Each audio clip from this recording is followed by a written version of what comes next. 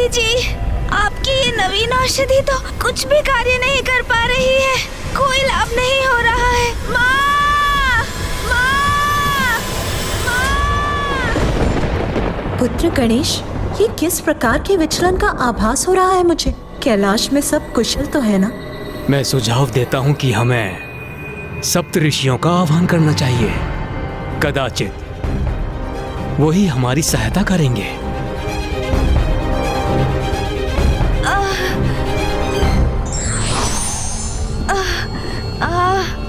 गणेश जी को शीतल करने हेतु हमें एक ढांचे का निर्माण करना होगा।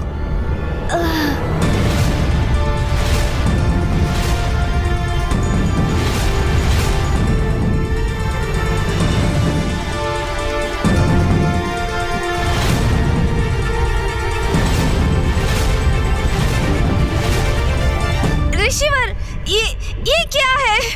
इससे भला क्या होगा? ये चटाइयाँ जिससे हमने इस ढांचे का निर्माण किया है, ये खस्क की दूब से निर्मित है और खस्क शीतलता प्रदान करता है। इसलिए अब सर्वप्रथम वरुण देव वर्षा प्रदान करेंगे।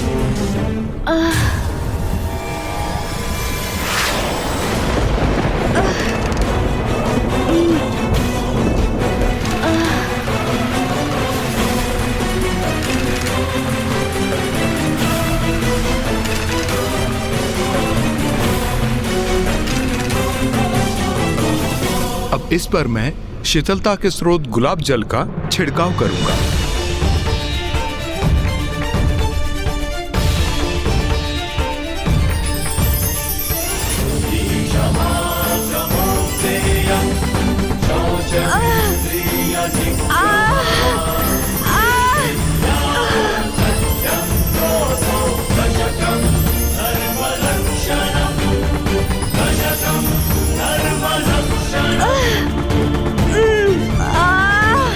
अब वायुदेव वायु प्रवाहित करेंगे।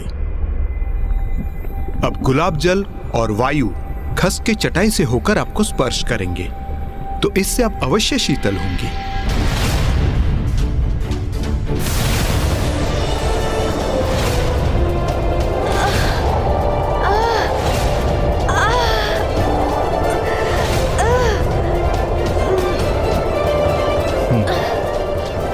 ये प्रक्रिया मुझे उचित लग रही है। इससे अनुज गणेश को अवश्य लाभ मिलेगा।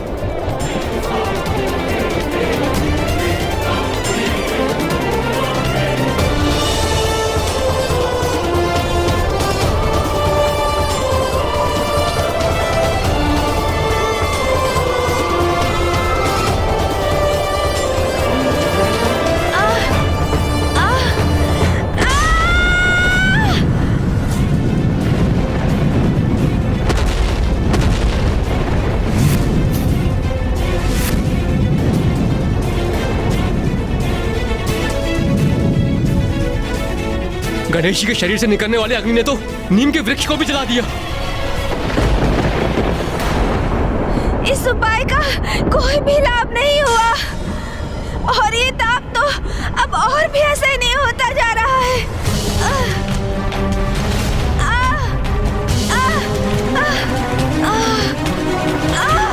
अत्यंत पीड़ा हो रही है मुझे, अब और सहन नहीं कर पा रहा हूँ मैं। भीतर का ताप बढ़ता ही जा रहा है।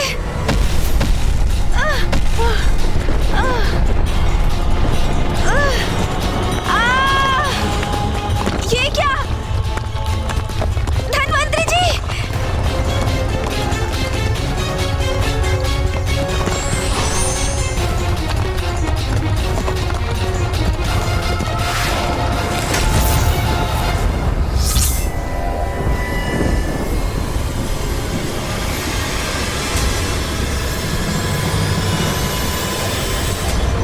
मेरे कारण धन्वंतरी जी भूमि में धंसते जा रहे थे।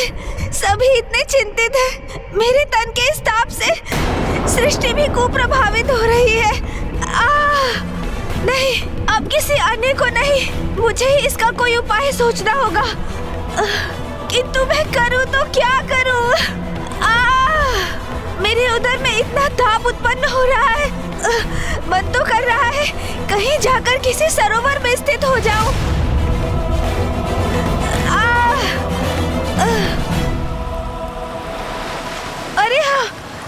हो गया मुझे समाधान। मैं सरोवर में ही स्थित हो जाऊंगा। उससे अवश्य शीतलता प्राप्त होगी मुझे। गणेश,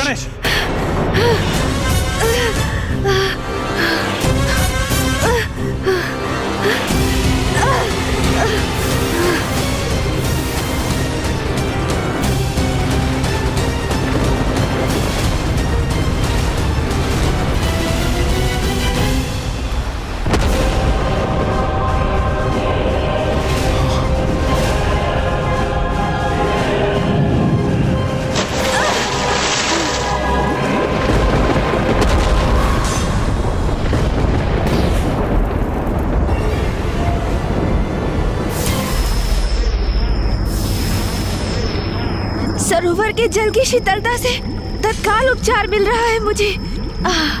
अब मुझे कुछ समय यहीं रहना चाहिए, फिर मैं अवश्य पूर्ण रूप से शीतल हो जाऊंगा।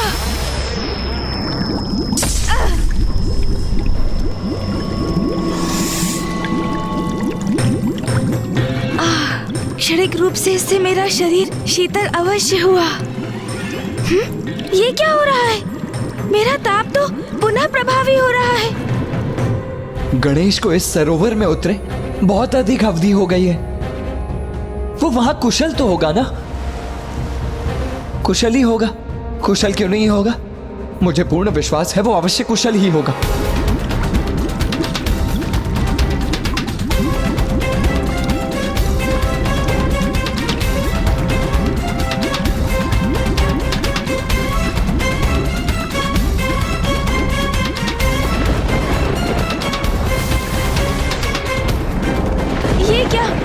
जल में विचरण करने वाले जलचर तो मेरे शरीर के ताप से तड़प उठे हैं। मृत्यु हो रही है उनकी।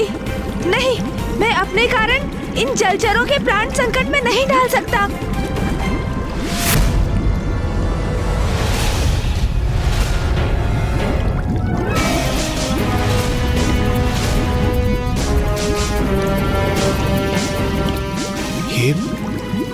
ये वाष्प क्या सरोवर के जल से उत्पन्न हो रहा है? तो क्या सरोवर के जल का तापमान भी बढ़ चुका है?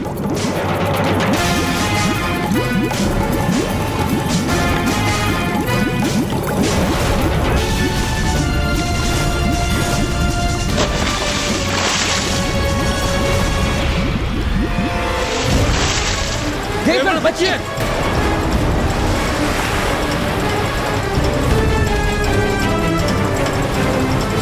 यदि ये जल का बहाव हमारे ऊपर आ गया तो हमें तो अपने साथ बहाकर ही ले जाएगा।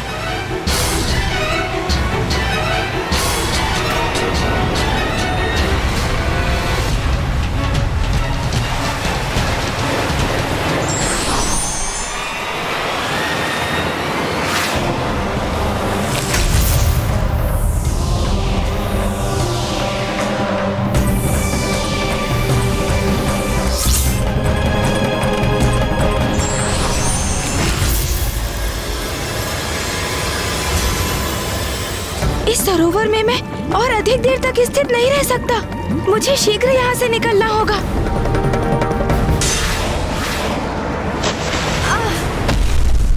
गणेश! भैया, पिताश्री, स्थिति अब नियंत्रण से बाहर जा रही है। सरोवर के शीतल जल से भी कोई लाभ नहीं मिला मुझे।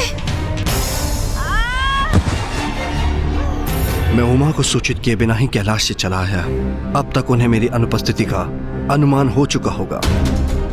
पुत्र कार्तिक और पुत्र गणेश भी अभी तक नहीं लौटे। अवश्य चिंतित होंगी वो। अब मुझे उन्हें सूचित करना चाहिए। क्या सूचना देना चाहते हैं आप नाथ?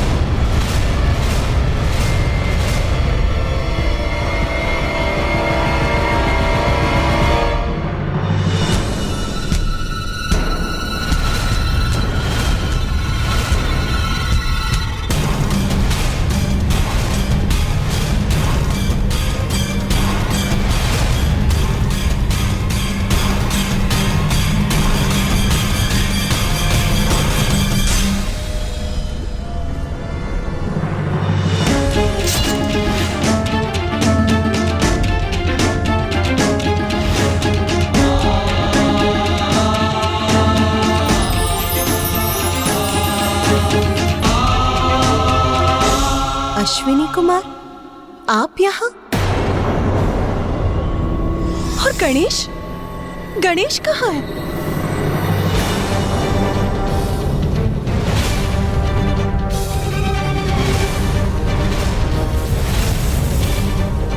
मुझे भय कहीं वही स्थिति पुनः न उत्पन्न हो जाए।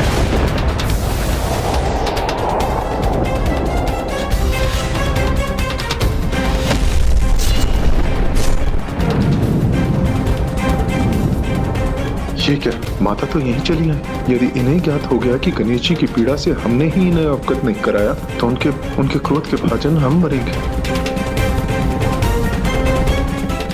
माँ वो स्वामी, बताइए मुझे क्या बताना चाहते थे आप? और मेरा पुत्र गणेश कहाँ है?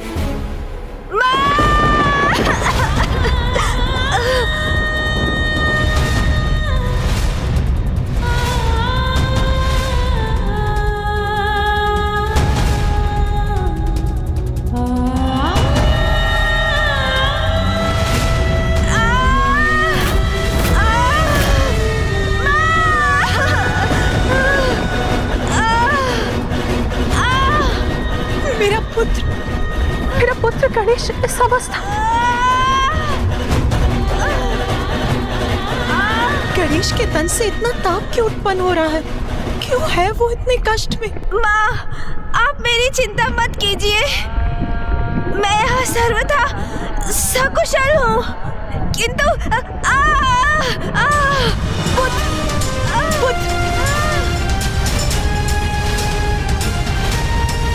क्या हुआ है तुम? क्या कारण है तुम्हारी इस अवस्था का?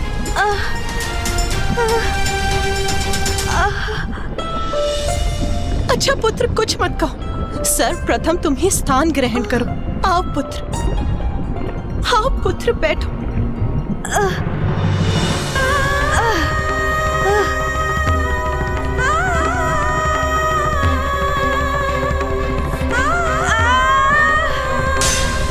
कहीं गणेश को इतनी पीड़ा में देखकर उमा का क्रोध जागृत न हो जाए।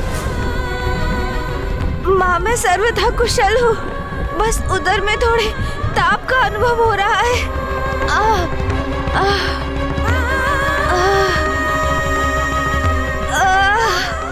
अपने ही उदर के भीतर इतना प्रबल ताप कोई कैसे सह सकता है? मेरा पुत्र यहाँ इस ऊर्जा से तप रहा है और मुझे ज्ञात भी नहीं। उमा,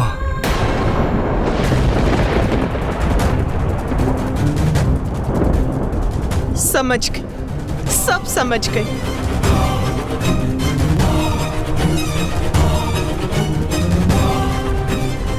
मैं समझ गई कि मेरे पुत्र ने उस अग्नि और लावा रूपी असुर अर्णलासुर को निगल लिया है, इसीलिए वो इस अवस्था में है।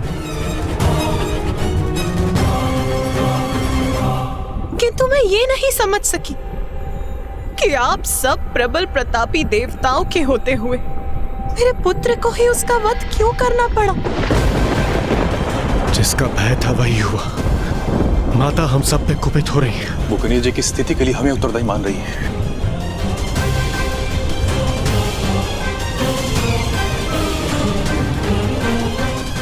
मैं ये समझने में असमर्थ हूँ कि समस्त संसार में सब असुरों को मिटाने का दायित्व मेरे पुत्र पर ही क्यों आता है? तो क्या ये स्थिर है कि जब भी संसार में कोई असुर अपना शीश उठाएगा तो उसे नष्ट करने के लिए मेरे पुत्र को ही कष्ट उठाना होगा?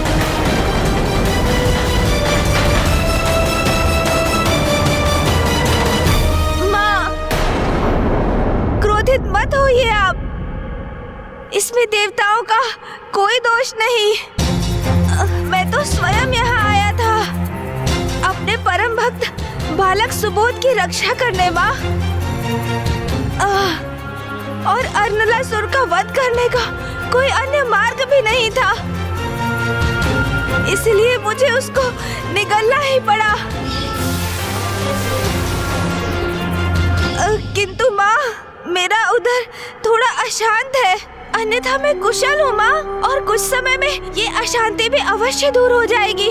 हाँ, मुझे स्पष्ट दिखाई दे रहा है पुत्र, तुम कितने कष्ट में हो। माता, गणेश जी को इस कष्ट से मुक्ति दिलाने के लिए हमने धन्वंतरी जी, अश्विनी कुमार और सप्त ऋषियों का आवाहन किया और इन्होंने सभी संभव प्रयास कर लिए, किंतु माता। हाँ माँ, गणेश के उदर की उष्णता को शांत करने के लिए हम हर संभव प्रयास कर रहे हैं, किंतु अब तक तो हम उन सब में निष्फल रहे हैं। और माँ, गणेश तो अपने उदर की उष्णता को शांत करने के लिए स्वयं सरोवर में तक कूद गया, किंतु अन्य उपायों के समान उसका भी कोई लाभ नहीं हुआ, है ना? गणेश की इस अवस्था को देखकर सभी यहाँ पहुँच गए। सबने भिन्न भिन्न उपाय भी कर लिए, किंतु किसी के भी मन में ये विचार नहीं आया कि आप सब मुझे उसकी माँ को सूचित कर दे। स्वामी, यदि आप मुझे सूचित कर देते तो गणेश की इस पीड़ा का अंत बहुत समय पूर्व ही हो जाता। ये क्या कह रही है माता पार्वती? गणेश जी की पीड़ा का अंत कैसे हो जाता? किंतु कैसे माँ?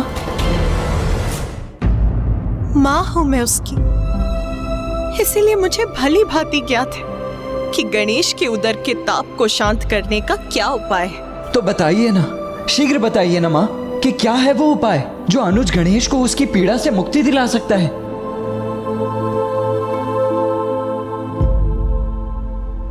दुर्वा धूप, दुर्वा धूप, दुर्वा धूप।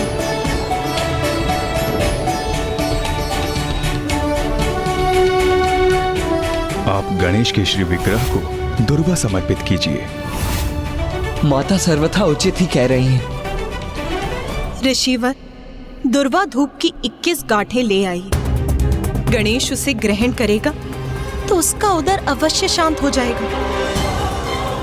हाँ माँ, और इस कार्य में हम सभी भी ऋषि कश्यप की सहायता करेंगे। उचित है पुत्र।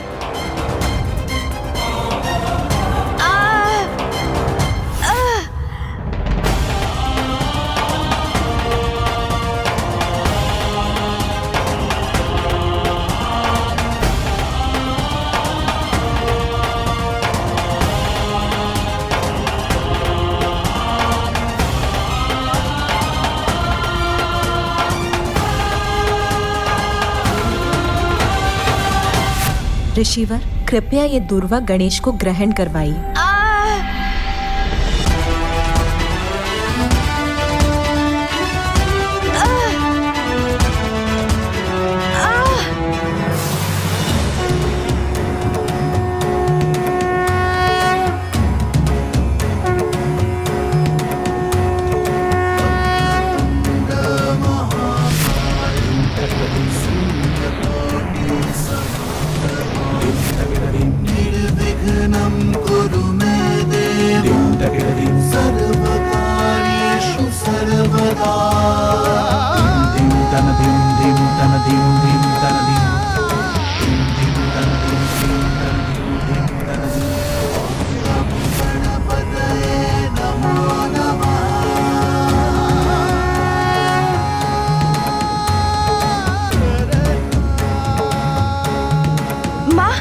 मुझे मेरी अवस्था में सुधार का आभास हो रहा है, जो हम सभी मिलकर भी करने में असमर्थ रहे, वो माँ ने इतनी सहजता से कर दिया।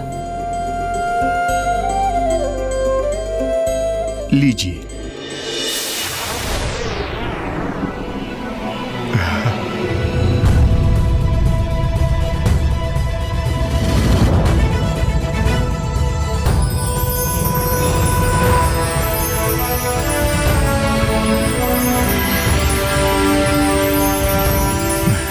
धन्य।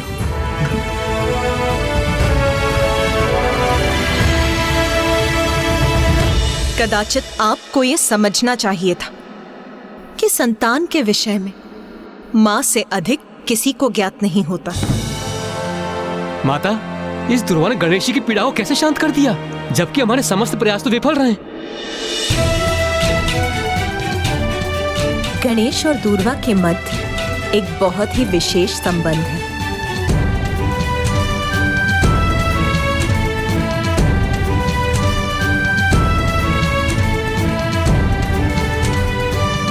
कभी छोटी से छोटी वस्तु वो चमत्कार कर जाती है जो बड़ी से बड़ी वस्तु नहीं कर पाती। इसीलिए हमें किसी को तुच्छ नहीं समझना चाहिए।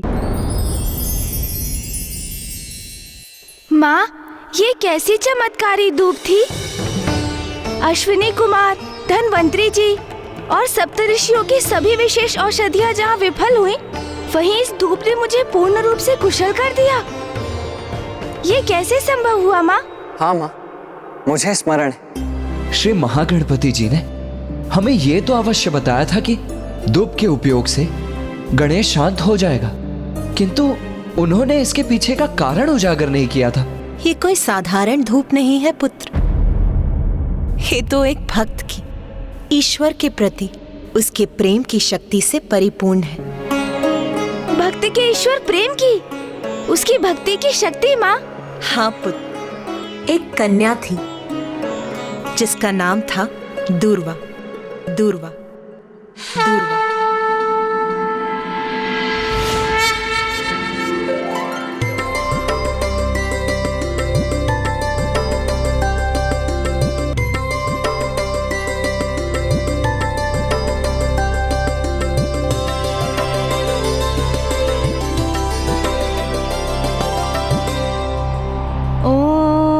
महागणाधिपति नमः। ओम महागणाधिपति नमः। ये कैसा मंत्र उच्चारण है जिसका इतना प्रबल आकर्षण है? महागणाधिपति नमः। ये उस समय की बात है जब गणेश घोर तपस्या में लीन था। तब दूर्वा नाम की वो साधारण ब्राह्मण कन्या संयोग से वहां पहुंची और उसकी दृष्टि गणेश पर पड़ गई। ओम महागणाधिपति नमः। श्री गणेश जी। तब करते गणेश को देखकर उसका मन तो स्वयं ही गणेश की अटूट भक्ति में रम गया।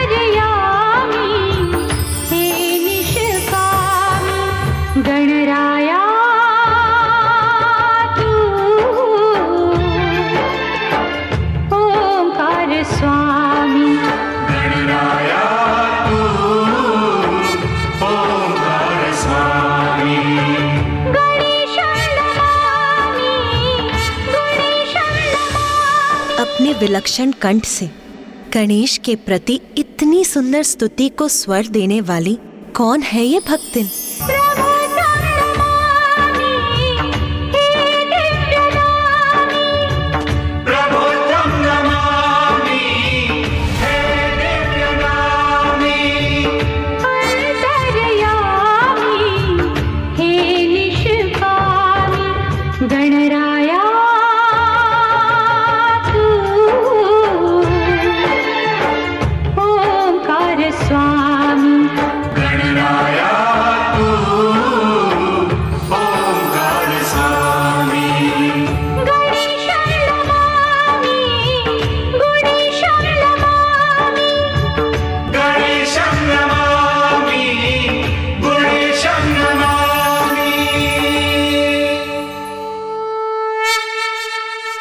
पुत्री दूर्वा,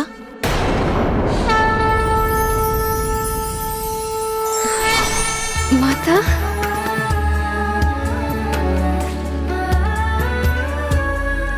माता।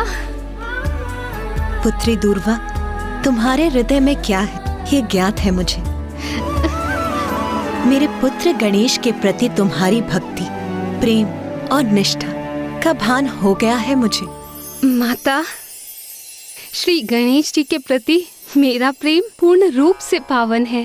उनके प्रति मेरी निष्ठा अटूट है माता। मैं तो उन्हें अपने हृदय में उतार चुकी हूँ। मैं तो श्री गणेश जी की भक्ति में लीन होकर पूर्ण रूप से तृप्त हूँ। माता, मेरी एक प्रबल इच्छा है कि मैं सदा श्री गणेश जी के साथ रहूँ। अब आप ही कोई उपाय कीजिए माता, जिससे मेरा नाम सदा के लिए गणेश जी के साथ जुड़ जाए। मैं मेरे पुत्र गणेश के प्रति तुम्हारे पवित्र प्रेम से अत्यंत प्रभावित हूँ, किंतु तुम किस रूप को धारण करके मेरे पुत्र के निकट रहना चाहती हो?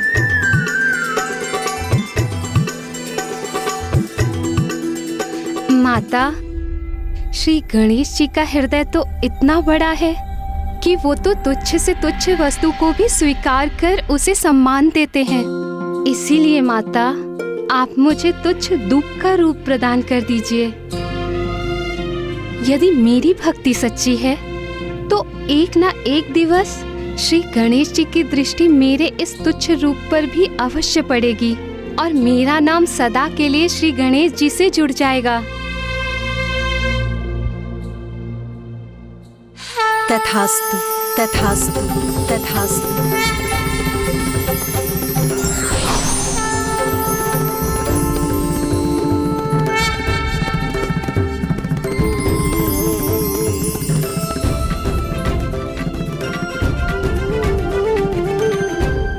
पुत्र गणेश, दुर्वा कोई साधारण दूब नहीं, ये तो तुम्हारे प्रति संपूर्ण भक्ति और निष्ठा से परिपूर्ण समर्पण की प्रतीक है।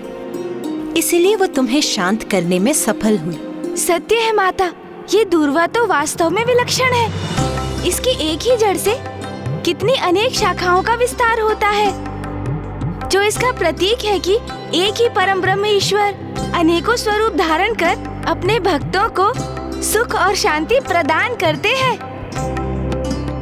और एक ही परम ब्रह्म के उत्पन्न ऊर्जा से ही संपूर्ण जीवन का विस्तार है। वही समस्त जीवों के जीवन का आधार है। सत्य है पुत्र, किंतु मात्र इतना ही नहीं, दुर्वा की तो एक और विशेषता है। दुर्वा को जड़ से उखाड़ देने पर अन्य वनस्पतियों के समान ये भी सूख जाती है, किंतु सूखी दुर्वा को यदि मिट्टी में रोप दिया जाए तो ये पुनः हरी भरी भी हो जाती है। तो माता, ये दुर्वा धूप तो बहुत गुणी है। परम ब्रह्म ईश्वर के समान ये भी अनश्वर है। इसलिए आज से ये दुर्वा धूप मेरे लिए अत्यंत प्रिय होगी और मैं प्रतिदिन दुर्वा का सेवन भी करूंगा माँ। और मैं ये भी घोषणा करता हूँ कि जो भी भक्त मुझे भक्ति भाव से दुर्वा समर्पित करेगा, मैं उसकी मनोकामना अवश्य पूर्ण करूंगा। मैं उसकी मनोकामना अवश्य पूर्ण करूंगा।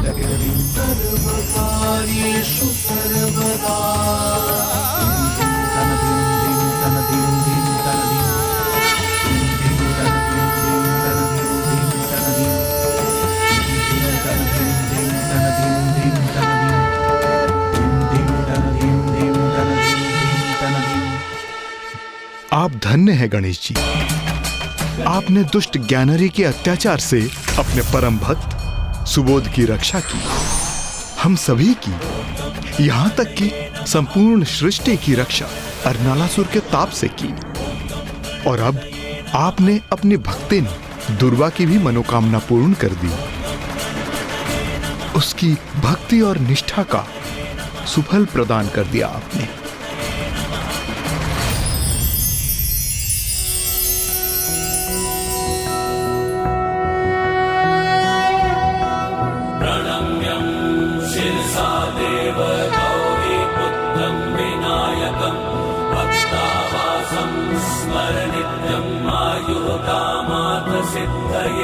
प्रथमं वक्रतुण्डं च एकदन्तं द्वितीयकं तृतीयं कृष्णं पिङ्गाक्षं गजवक्त्रं चतुर्थकं लम्बोदरं पञ्चमं च षष्ठं विकटमेव च सप्तमं विघ्नराजेन्द्रं धूम्रवर्ण तथाष्टकं नवमं बालचन्द्रं च दशमं तु विनायकम् एकादशं गणपतिं द्वादशं तु गजाननं द्वादशैतानि नामानि यः पठेन्नरः न च विघ्नभयं तस्य सर्वसिद्धिकरं प्रभो।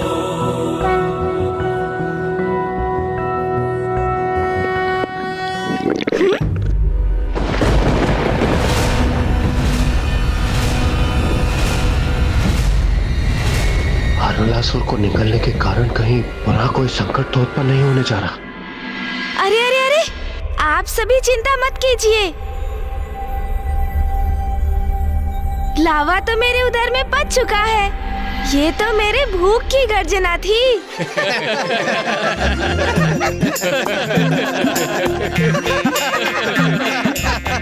माँ, बहुत भूख लगी है और यहाँ का कार्य भी तो संपन्न हो चुका है। अभी हम कैलाश चलकर भोजन करें क्या माँ? अवश्य पुत्र।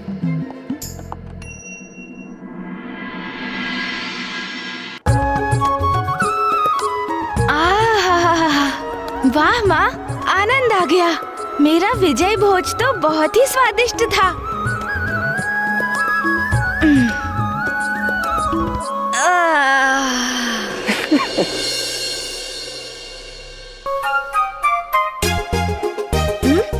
भोजन के पश्चात निद्रा मग्न होना उचित नहीं, अभी तो टहलना चाहिए।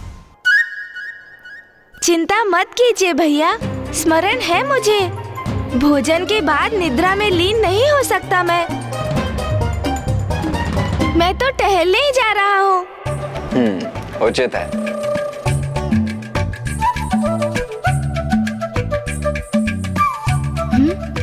अरे, कुछ मोदक अभी भी शेष है। मैं ये ले लेता हूँ।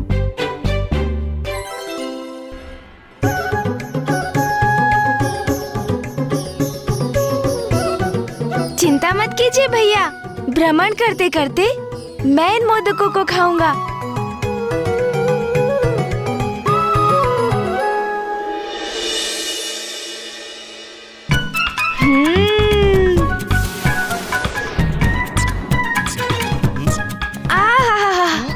आनंद ही आ गया। माँ के हाथों की स्वादिष्ट मोदक और कैलाश पर्वत की शीतल पवन। वाह, आनंद आ गया। क्यों मूषक जी? मोदक का तो आपको ही क्या थे स्वामी, मैं तो मात्र वायु खा रहा हूँ।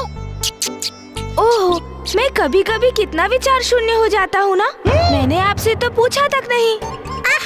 तो प्रभु को स्मरण हुई है कि मोदक मुझे भी प्रिय है, किंतु अभी तक प्रभु ने पूछा ही नहीं।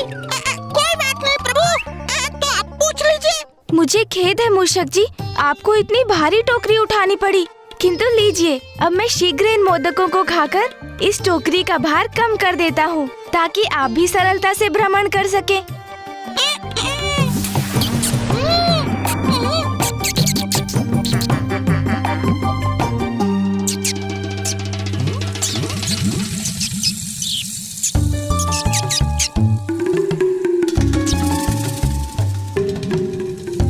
अरे मूषक जी, ये क्या?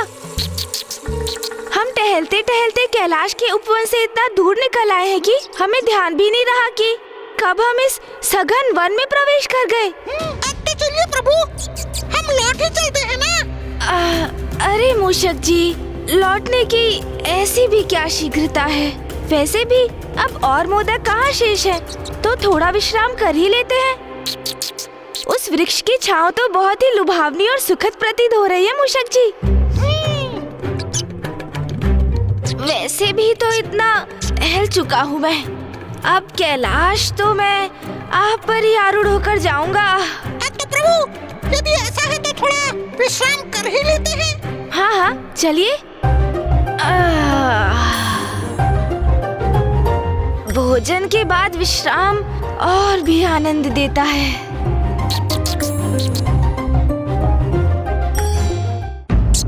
प्रभु, विश्राम अवस्था में आप कुछ कथा ही सुना दीजिए ना मुझे, जो बहुत ही रुचिकर हो और मेरा मनोरंजन भी हो जाए प्रभु।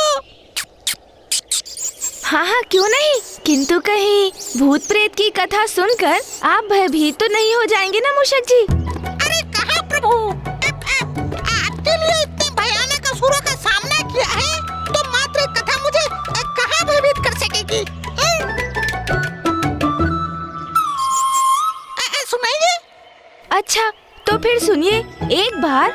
व्यक्ति अपने नगर से किसी अन्य नगर जा रहा था, किंतु मार्ग में इसी प्रकार का सघन वन था। ऐसा ही वन प्रभु? हाँ मूषक जी, हाँ ऐसा ही, पूर्ण रूप से ऐसा ही निर्जन वन, जहाँ दूर दूर तक कोई नहीं था, कोई वन्य पशु भी नहीं। कोई भी नहीं? किंतु क्यों प्रभु? क्योंकि मूषक जी वो वन शापित था।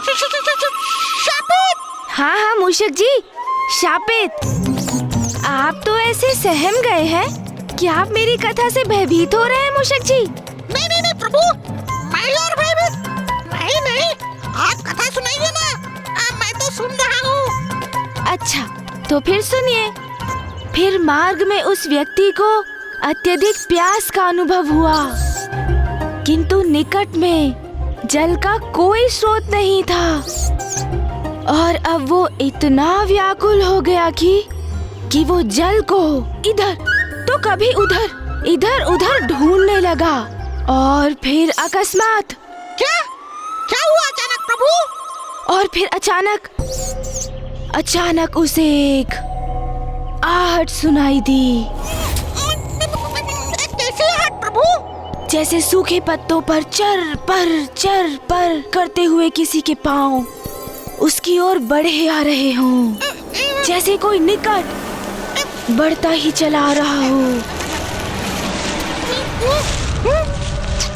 हाँ प्रभु, ध्वनि तो कुछ ऐसे ही उत्पन्न हो रही है, जैसे किसी के आने की आहट हो। किंतु जब उस व्यक्ति ने ध्वनि आने वाली उस दिशा की ओर मुड़कर देखा तो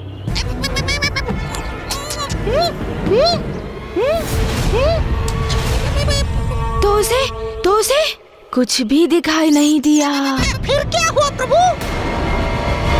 मूषक जी, उसे दिखाई कोई नहीं दे रहा था, किंतु आहट सुनाई दे रही थी, और वो पदचाप निरंतर उसके निकट आती जा रही थी। और तभी जैसे जलते केशों की गंध उसकी नासिका में पड़ी। जलते हुए केशों की गंध? हाँ, जब भूत पिशाच निकट आते हैं तो ऐसी ही गंध आती है मूषक जी। और तभी क्या हुआ प्रभु? और तभी उस व्यक्ति को वहाँ भूमि पर पांव के चिन्ह दिखाई दिए। किंतु विचित्र बात ये थी कि एक पांव का चिन्ह सीधा था और दूसरा उल्टा मूषक जी। क्या प्रभु? एक सीधा एक उल्टा? अच्छा समझ गया, वो दो व्यक्ति होंगे जिन दोनों का संयोगवश एक ही गांव होगा। उनमें से एक जा रहा होगा और दूसरा आ रहा होगा। नहीं मूषक जी, दोनों पांव और उनके चिन्ह एक ही व्यक्ति के थे। ये कैसे संभव है प्रभु? संभव है मूषक जी, अवश्य संभव है, क्योंकि भूत पिशाच का एक पांव सीधा होता है तो एक पांव उल्टा। अच्छा, तो फिर प्रभु? और फिर अचानक से वायु का तीव्र प्रवाह उत्पन्न हुआ। साय साय, और देखते ही देखते उस वायु प्रवाह ने बवंडर का रूप धारण कर लिया।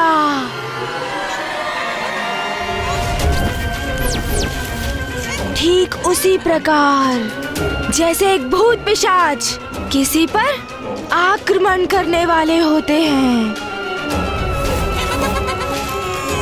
तो वो बवंडर का रूप धारण करते हैं। और तभी उस व्यक्ति को बवंडर से हंसी का स्वर सुनाई देता है।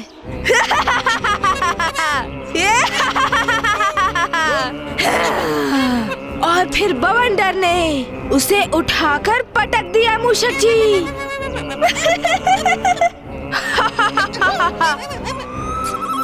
और पुनः हंसी का स्वर सुनाई देने लगा।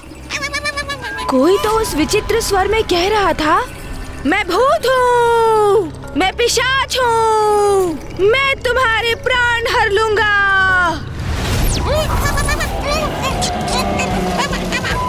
मुझे ऐसा क्यों प्रतीत हो रहा है? जो प्रभु कह रहे हैं वो यहीं पे हो रहा है।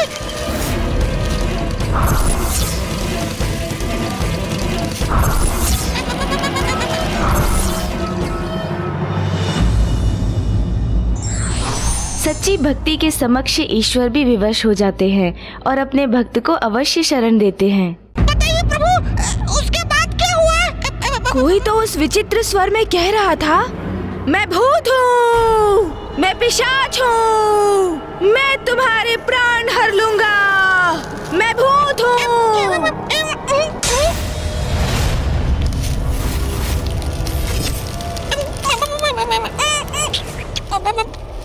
और फिर वो व्यक्ति यथाशीघ्र वहाँ से भागा। मूषक जी, तो वो आगे था, बवंडर उसके पीछे पीछे। वो आगे, बवंडर उसके पीछे, आगे पीछे आगे पीछे आगे पीछे। वो भागा जाए, बवंडर उसके पीछे पीछे, आगे पीछे आगे पीछे आगे पीछे।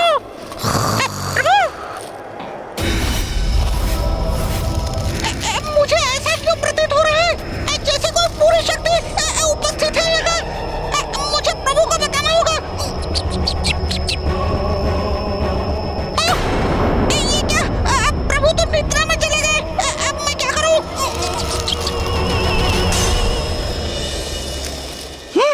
अब सब कुछ शांत हो गया। अब मुझे कदाचित भयभीत नहीं होना चाहिए। प्रतीत होता है वो मेरा भ्रम था, किंतु प्रभु से मुझे वो भूत पिशाच की कथा नहीं सुननी चाहिए थी। कोई बात नहीं, अब मैं भी थोड़ा विश्राम कर ही लेता हूँ।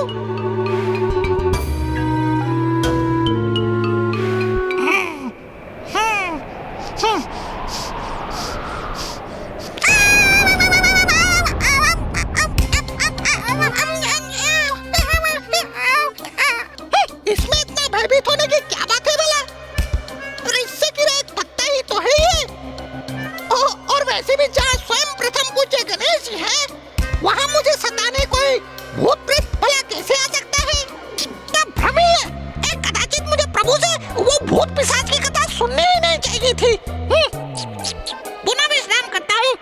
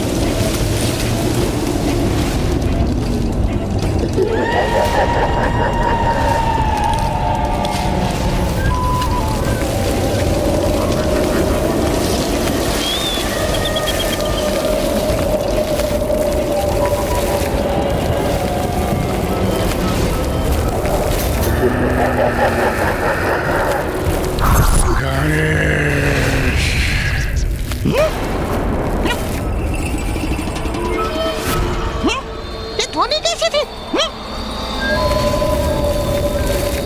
मैं व्यर्थ चिंता कर रहा हूँ। ये तो मात्र वायु का प्रवाह है, किंतु इससे उत्पन्न भय से मुझे प्यास लग गई है। किंतु एकाकी जाने का साहस नहीं हो रहा है मुझे। मुझे प्रभु के जागने की प्रतीक्षा करनी चाहिए। हे प्रभु। माँ के हाथ के मोदक, आहा, आनंद आ गया। वाह, प्रभु ने तो निद्रा में ही अपने भूख प्यास मिटा ली। प्रतीत होता है अब मुझे एकाकी ही जाना होगा। मैं हूँ प्रभु का वाहन मूषक, एक कुशल धावक, एक वीर योद्धा। फिर वाला मुझे भयभीत होने की क्या आवश्यकता? मैं तो स्वयं ही सब कुछ संभाल सकता हूँ।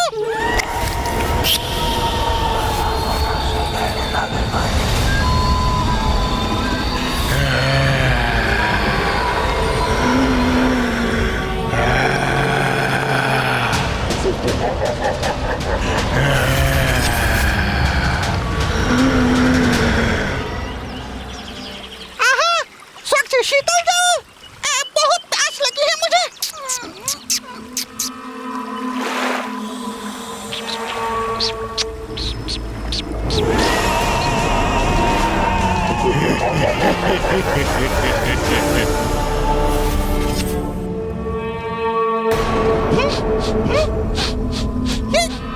ऐसी गंध क्यों आ रही है?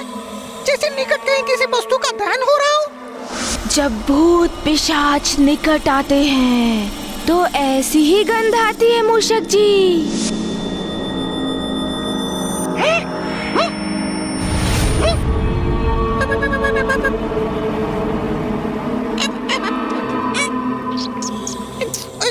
ये क्या हो गया है मुझे? मुझे अपनी इस कल्पनाशीलता को विश्राम देना चाहिए।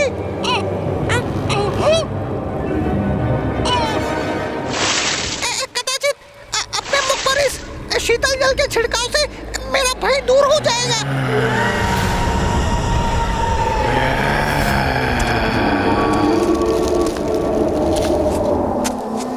जैसे प्रभु की कथा में हुआ था वैसा ही यहाँ भी हो रहा है क्या?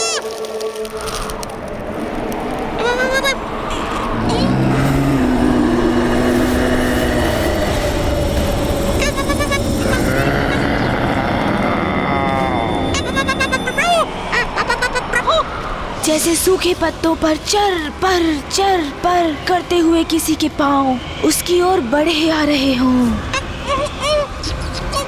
उड़कर देखने में भी भय का आभास हो रहा है मुझे।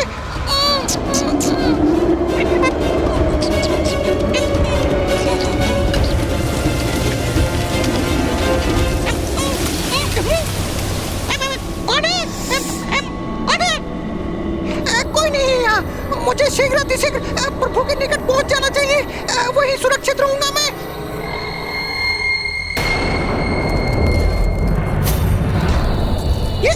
ये पदचिन्ह,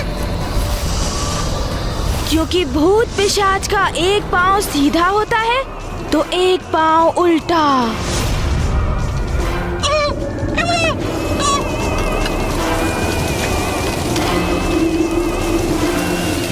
और फिर अचानक से वायु का तीव्र प्रवाह उत्पन्न हुआ। ये तो वही हो रहा है जैसे प्रभु की कथा में हो रहा था।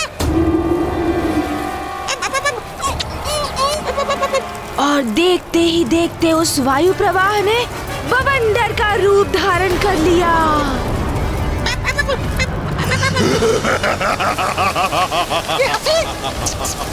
कैसी भयानक हंसी थी। हे प्रभु, मेरी रक्षा करना। किंतु प्रभु कैसे करेंगे रक्षा? वो तो निद्रा में लीन है। क्या करूं मैं? क्या होगा मेरा? क्या हो रहा है?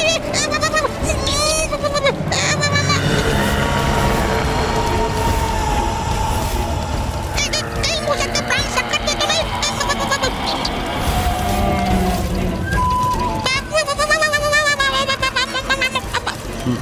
स्वामी, ये क्या कर दिया आपने? आपके मुख से प्रस्फुटित हुई वो कथा सत्य हो ही गई।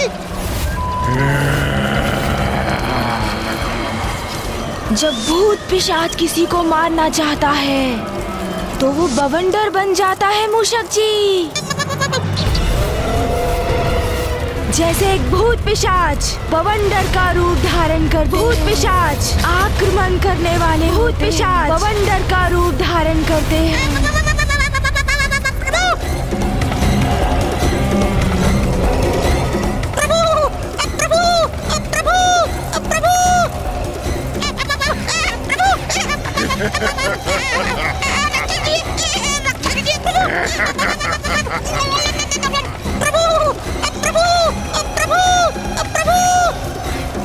ये बवंडर तो मेरा पीछा ही कर रहा है, जैसे मेरा आंधी करना चाहता हूँ। कहाँ भागोगे तुम? मैं तुम्हें पकड़ ही लूंगा।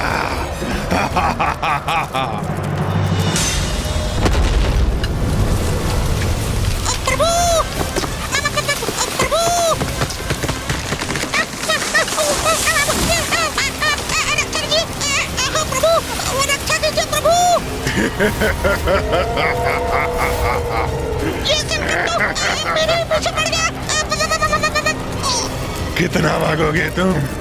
मैं पकड़ ही लूंगा तुम्हें। आज तो मूषक गए प्राण से।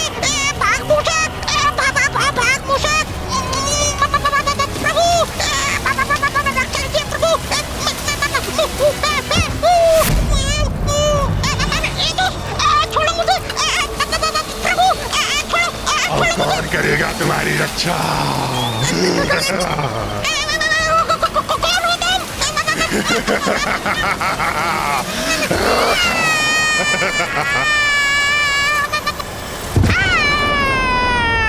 मूषक जी, थोड़ी देर और विश्राम करने दीजिए ना।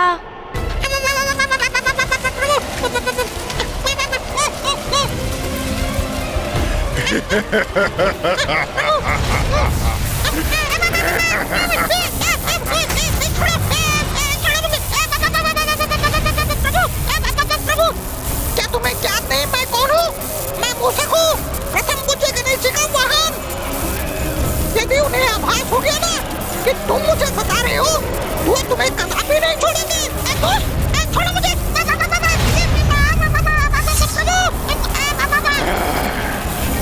इतनी सरलता से कहीं नहीं जाने दूंगा तुम्हें। ज्ञात है मुझे कौन हो तुम, ये भी ज्ञात है कौन है तुम्हारा प्रभु, इसीलिए तो सता रहा हूँ तुम्हें। अरे इसे ज्ञात है, मैं प्रभु का वाहन हूँ, फिर भी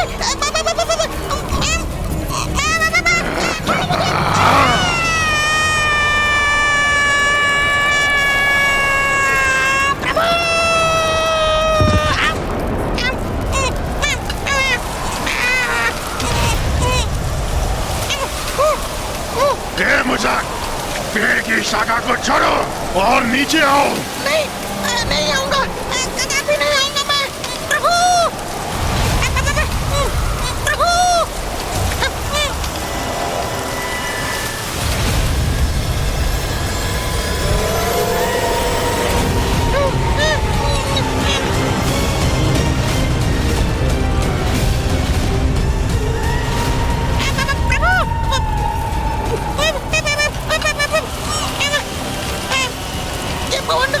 सब कुछ निकलता हुआ मेरी ओर ही बढ़ रहा है।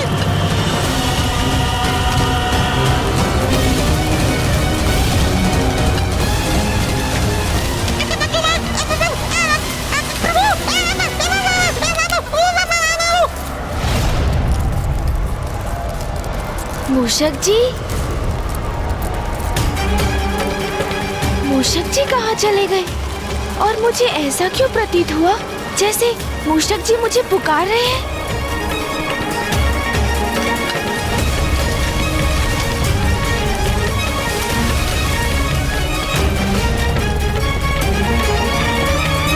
ना कोई वायु प्रवाह और ना कोई कारण, तो ये वृक्ष इस प्रकार क्यों झूल रहे हैं? कुछ तो है जो उचित नहीं। मुझे चिंता हो रही है। मुझे मूषक जी को अभी ढूंढना होगा।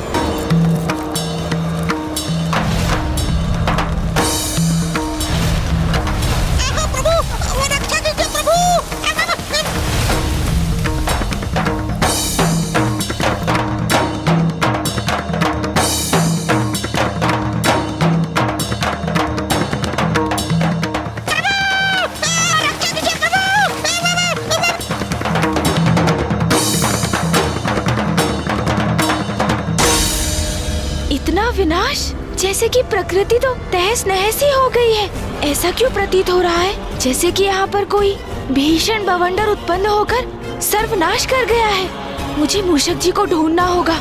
मूषक जी,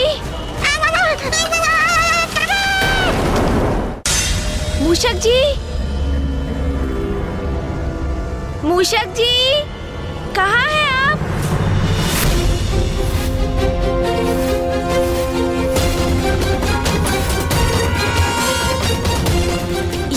ये क्या? ये पद चिन्ह मेरी कथा के समान।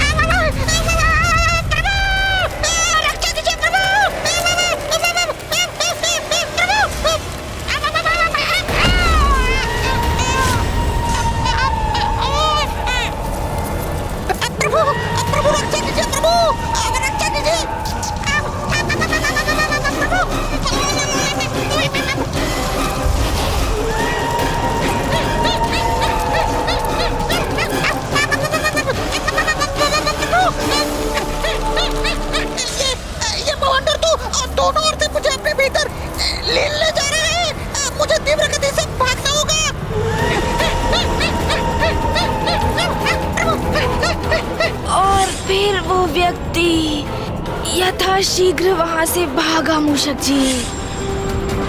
तो वो आगे था, बवंडर उसके पीछे पीछे। वो आगे, बवंडर उसके पीछे।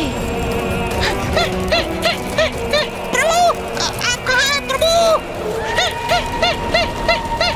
इस बवंडर से कैसे अपनी रक्षा करूँ अब मैं? रुको, कहाँ भाग रहे हो तुम? भागो मूषक!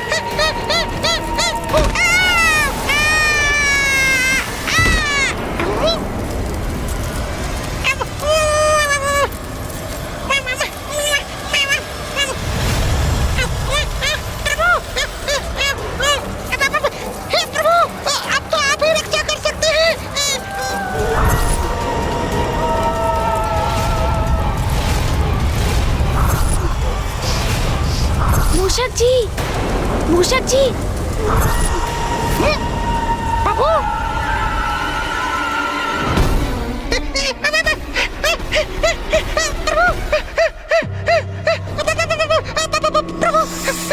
मूषक जी, आप भी ना इतने भावुक क्यों हो रहे हैं आप वहाँ से यहाँ क्यों चले आए? मैं तो वही था आराम पूर्वक, किंतु मूषक जी आप इतना कंपित क्यों हो रहे हैं? आपको बवंडर पीछे मेरे जैसे आपके भूत पिशाच कथा में था प्रभु। वो मेरे पीछे मैंने देखा, भूत पिशाच को देखा मैंने, मेरा अंत करने का प्रयास कर रहा था प्रभु। मूषक जी, मुझे ज्ञात है कोई तो भूत पिशाच अवश्य है जो आपको सता रहा है, और इसका आभास मुझे भी हुआ है मूषक जी। किंतु कोई बात नहीं, अब मैं संभालता हूँ मूषक जी। उस भूत या पिशाच को उचित पाठ पढ़ाऊंगा मैं। अरे ये क्या मूषक जी, आप भी भूत पिशाच की रट लगा रखे हैं।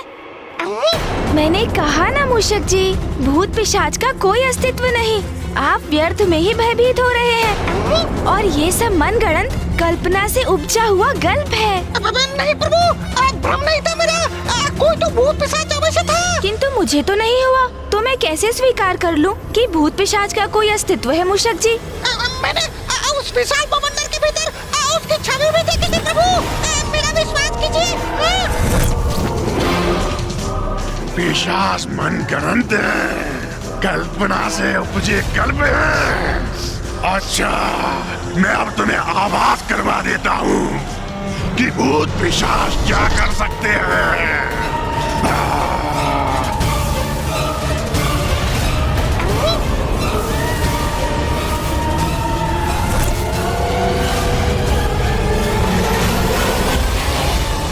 नहीं प्रभु, भूत पिशाच है, मुझे आभास हुआ था। वो देखिए प्रभु, उस वृक्ष को।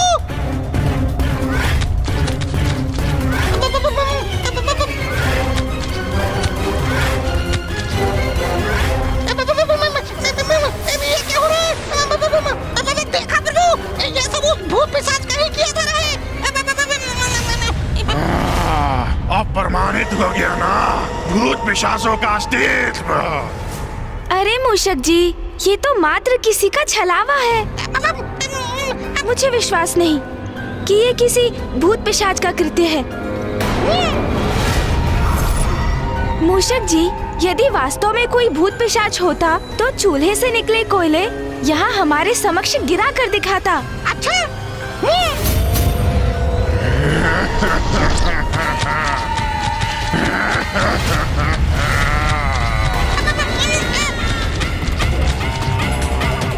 ये देखिए प्रभु, ये देखिए। अब तो विश्वास हो गया ना आपको प्रभु, भूत नहीं किया ये। यदि सत्य में कोई भूत पिशाच है तो उसके द्वारा चूल्हे से निकले कोयले को पुनः लुप्त करके दिखाए, तभी मैं मानूंगा।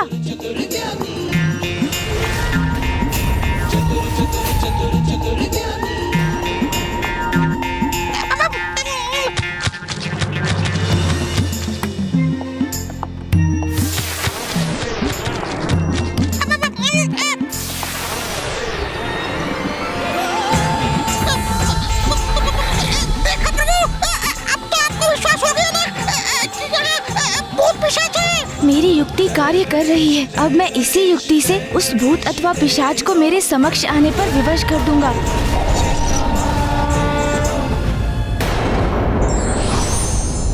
ईश्वर की प्रत्येक कथन के पीछे कोई ना कोई संदेश अवश्य होता है। आवश्यकता है उसे समझने की। प्रभु, इतना कुछ देखने के पश्चात अब तो आपको विश्वास हो गया ना प्रभु कि यहाँ कोई भूत पिशाच है? अभी भी संदेह है मूषक जी, ये किसी भूत पिशाच का कृत्य नहीं है। मूषक जी, जैसे चूल्हे से निकले कोयले पूर्व में अकस्मात आए थे, वैसे ही लुप्त भी हो गए।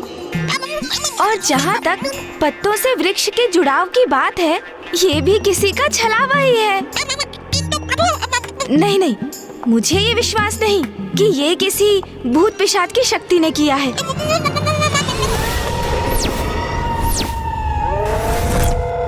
यदि सत्य में ही कोई भूत पिशाच है तो वो उस वृक्ष के मध्य में से, उस नन्ही छिद्र से चट्टान निकाल कर दिखाए। वो छिद्र, क्या कह रहे हैं प्रभु? इतने नन्हे से छिद्र से इतना विशाल छत्ता कैसे?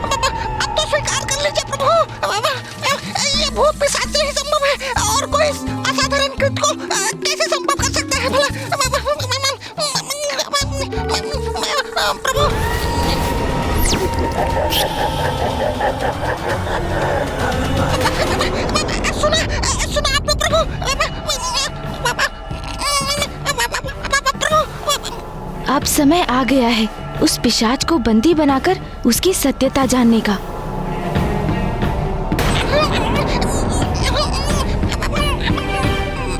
चलिए, उचित है, यदि कोई भूत पिशाच है तो इस पोटली के भीतर प्रवेश कर दिखाए। उसके पोटली में समाते ही ये पोटली फूल जाएगी मूषक जी। हाँ, फिर मैं भी मान लूंगा। वो आएगा प्रभु, देख लीजिएगा।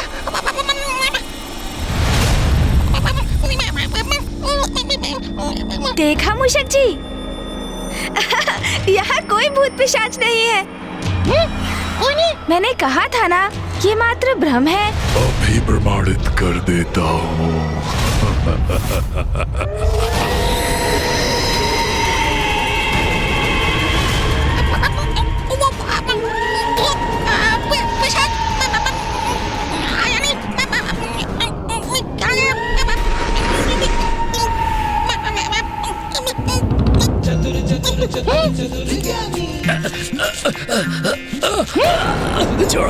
ये लीजिए मूषक जी, जो भी भूत पिशाच था और जिसने आपको कष्ट पहुंचाया, उसे हमने इस पोटली में बंद कर दिया है। मुक्त करो। अरे छोड़ो, छोड़ो मुझे, बाहर आने दो, मुझे बाहर आने दो, छोड़ो। नहीं प्रभु, उसे बाहर कदापि मत आने दीजिएगा प्रभु। बाहर तो तुम्हें तभी आने दूंगा जब तुम बाहर आकर हमारे समक्ष अपना वास्तविक रूप उजागर करोगे। उचित है, मैं तुम्हें दिखाऊंगा अपना वास्तविक रूप। छोड़ो। उसे मुक्त मत कीजिएगा। हम किसी भूत पिशाच का कथन कैसे स्वीकार कर ले प्रभु? भूत नहीं, पिशाच हूँ मैं, और पिशाच अपना वचन अवश्य निभाते हैं। मुझे मुक्त करो। ये जो भी है सर्वथा उचित कह रहा है मूषक जी, क्योंकि भूत पिशाच अपना वचन अवश्य निभाते हैं। इसलिए मैं इसे मुक्त करता हूँ। अब सब आपके ऊपर है प्रभु।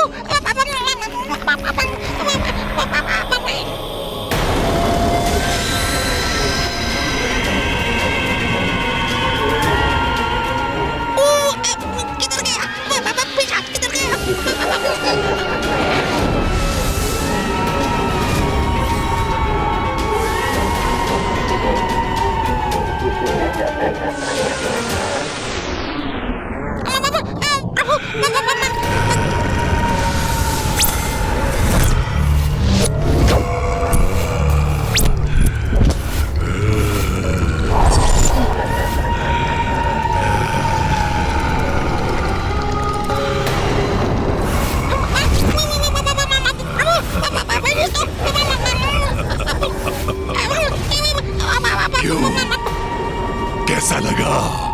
दिखाइए वास्तविक स्वरूप।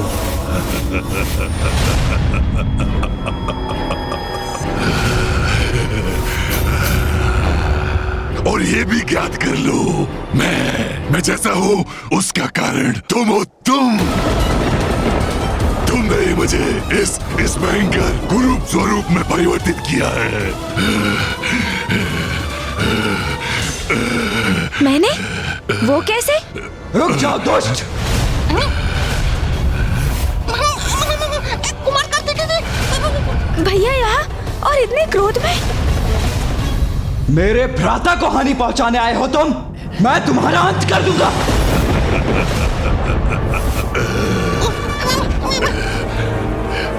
ये क्या कर रहे हैं भैया? ये पिशाच अपनी अवस्था के लिए पूर्व में ही मुझे उत्तरदायी मान रहा है और अब भैया इस पर आक्रमण करने जा रहे हैं।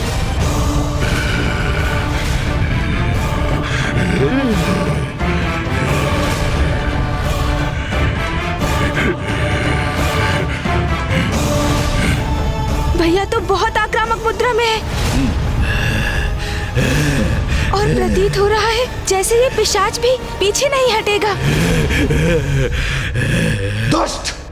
तुम्हें ज्ञात भी है तुम कितने बड़े संकट को आमंत्रित कर रहे हो? किससे उलझ रहे हो? ये कोई और नहीं, स्वयं महादेव पुत्र प्रथम पूज्य गणेश है। कुमार कार्तिकेय जी अत्यंत क्रोधित हैं। तुम्हें तो भैया रुकिए। नहीं गणेश, आज मैं तुम्हारी एक नहीं सुनूंगा। इस दुष्ट उद्दंड पिशाच पर अपना प्रहार अवश्य करूंगा मैं। आइए, क्यों नहीं, कीजिए प्रहार कीजिए। आप भी मेरा वध कर दीजिए जैसे पूर्व में आपके भ्राता ने किया था। उसी प्रकार आप भी मेरा अंत करने का आनंद लीजिए, आनंद लीजिए।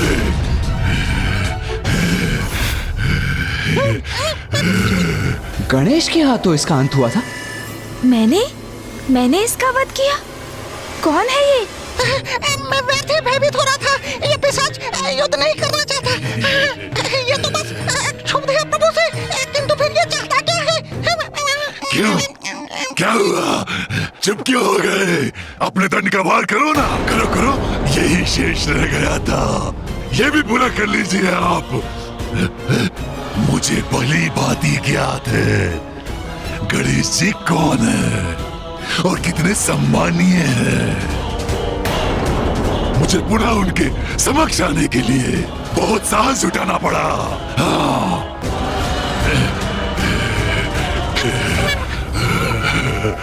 कौन है ये पिशाच? किंतु पिशाच, तुम तो मेरे पीछे पड़े थे, मुझे क्यों हाथ करना चाहते थे तुम? पिशाच हूँ, कुछ तो अवश्य सताऊंगा ना। और वैसे भी मैं ये सब कुछ गणेश जी का ध्यान अपनी ओर आकर्षित करने के लिए कर रहा था। वैसे तो ये भी सत्य है, तुम अत्यंत स्वादिष्ट प्रतीत होते हो। इस पिशाच का कोई विश्वास नहीं, कब मेरा आहार करने पुनः मेरे पीछे पड़ जाए। मैं तो प्रभु के पीछे ही सुरक्षित हूँ। अच्छा, अब रुको। तुम मूषक जी से वार्तालाप करने तो यहाँ नहीं आए हो ना? तो अपना परिचय दो, बताओ कौन हो तुम? कौन हो तुम? मैं अपना परिचय अवश्य दूंगा गणेश जी, किंतु उसके पूर्व आपको मुझे एक वचन देना होगा कि आप मेरी सहायता करेंगे।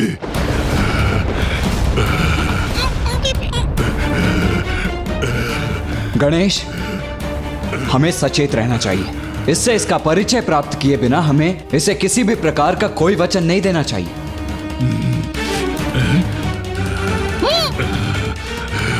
भैया, मुझसे सहायता प्राप्त करना यदि इसके लिए आवश्यक नहीं होता तो ये इस प्रकार यहाँ आकर मुझसे सहायता की गुहार नहीं लगाता भैया।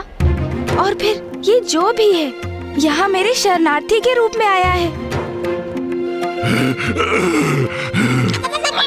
और जो हमारी शरण में आकर हमसे सहायता मांगते हैं उनका सहायक बनना तो हमारा धर्म और कर्तव्य है ना भैया। उचित कहा आपने, उचित कहा। सर्वथा उचित कहते हैं प्रथम पूज्य गणेश जी। आपने मुझे वचन दिया है, आप मेरी सहायता करेंगे और मेरी सहायता करना आपका धर्म है, आपका कर्तव्य है। इसीलिए तो मैं आपसे आपका वचन मांग रहा हूँ कि आप मेरी सहायता करेंगे, आप मुझे निराश नहीं करेंगे।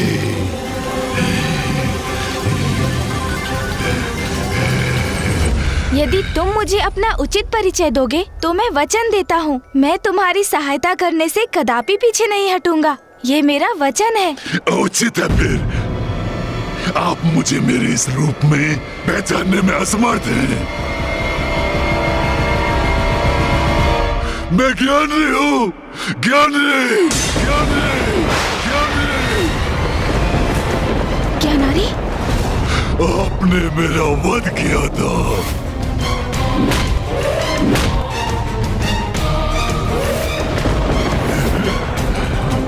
ज्ञानारी? त्रिलोक विजेता असुर राज ज्ञानारी के पुत्र को इस प्रकार धरती में बिठाने का दुस्साहस कैसे किया तुमने? इतना अहंकार था मुझे अपने बल पर। स्वयं को संसार का नवीन ईश्वर घोषित किया था मैंने। अब देखिए, देखिए मुझे, उसके परिणाम स्वरूप क्या दुर्दशा हो गई है मेरी। तुम जिस योग्य थे वही परिणाम हुआ है तुम्हारा। अपने पापों के कारण ही ऐसी अवस्था हुई है तुम्हारी। उसके लिए तुम गणेश को दोष नहीं दे सकते। मैं कहाँ गणेश जी को दोष दे रहा हूँ कुमार कार्तिकेय। मैं तो मात्र इतना कह रहा हूँ कि गणेश जी ने मेरा वध किया और मेरे दुष्कर्मों के कारण मेरे पुत्र ने मेरे अंत के पश्चात मेरा अंतिम संस्कार और श्राद्ध नहीं किया।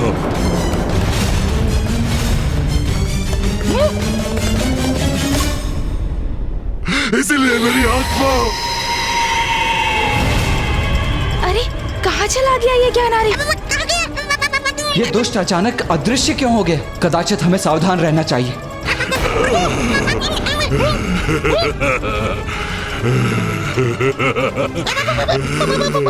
ये मेरी आत्मा, तभी से मेरी आत्मा।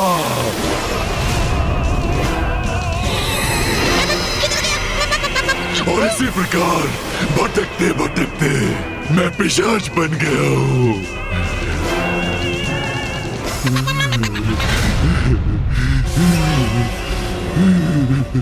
किंतु तुम्हारी इस अवस्था में गणेश कोई सुधार कैसे ला सकता है?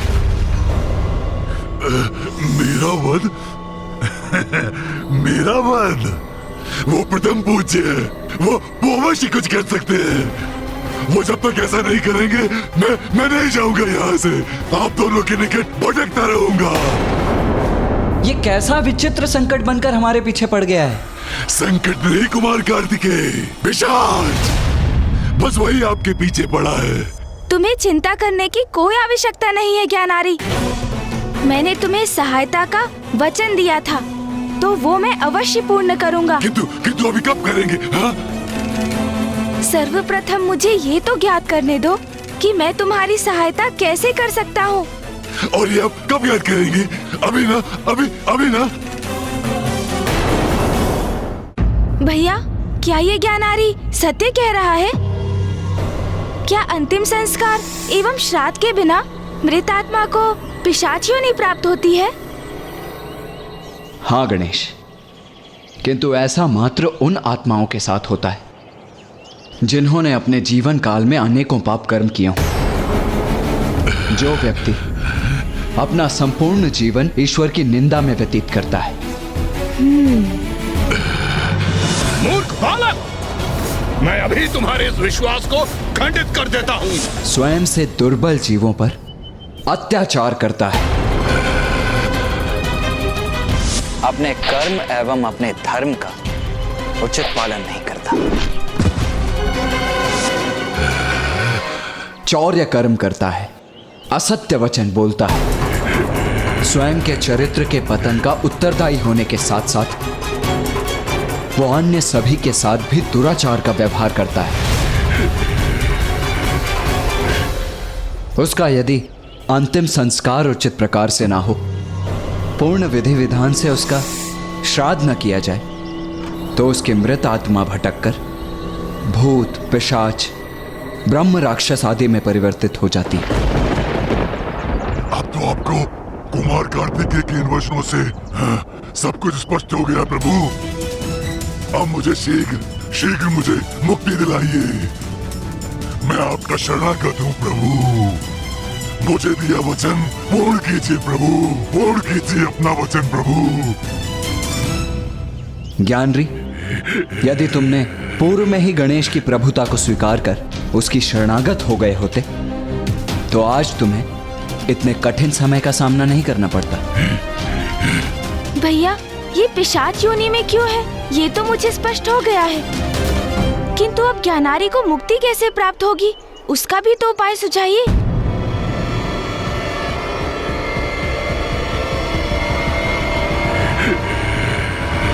काशी,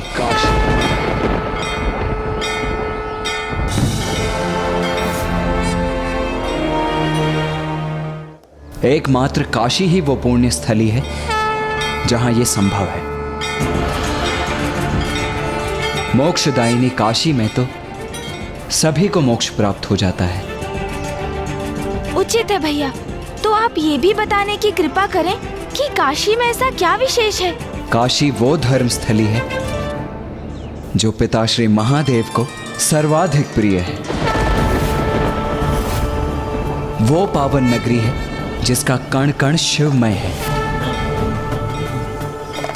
जिसका कभी विनाश नहीं होता, जो सृष्टि के पूर्व भी और प्रलय के उपरांत भी अपने स्थान पर स्थिर रहती है। वो काशी जिसकी रचना तो स्वयं पिता श्री महादेव एवं मां आदि शक्ति ने की है। स्मरण करो गणेश, माता श्री महाकाली ने स्वयं अपने श्रीमुख से हम सभी को ये कथा सुनाई थी। ये उस समय की बात है जब प्रलय के पश्चात संसार में कुछ भी शेष नहीं रहा था।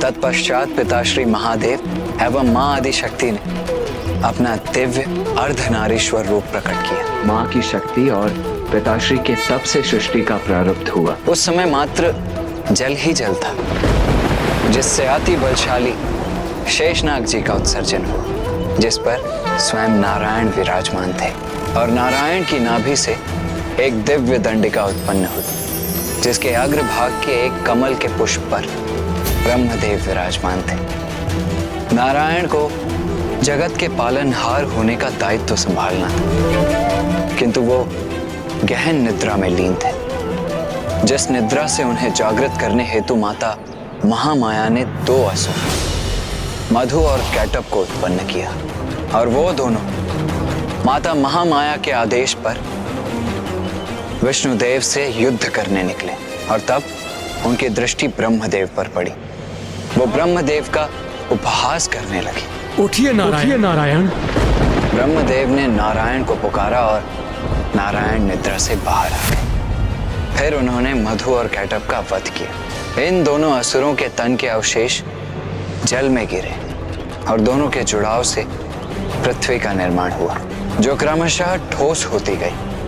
तब विष्णुदेव और ब्रह्मदेव ने महादेव की अर्चना कर उनसे विनती की कि वो एक ऐसे स्थान को उत्पन्न करें जहां उनके सभी भक्त, जिसमें विष्णुदेव और ब्रह्मदेव भी सम्मिलित होकर उनकी प्रार्थना कर सके। और तभी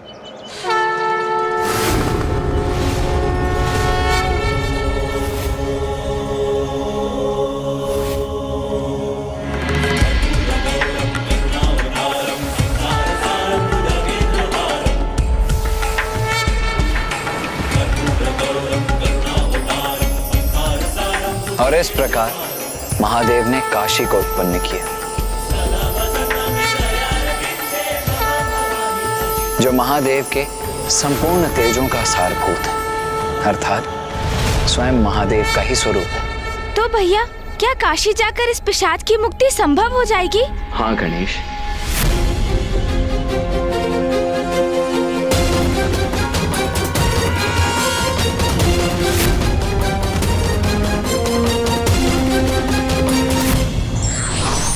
ईश्वर जीवन देते हैं तो मुक्ति का मार्ग भी परस्त करते हैं, किंतु प्राणी का कर्म उसकी मुक्ति का द्वार खोलता है।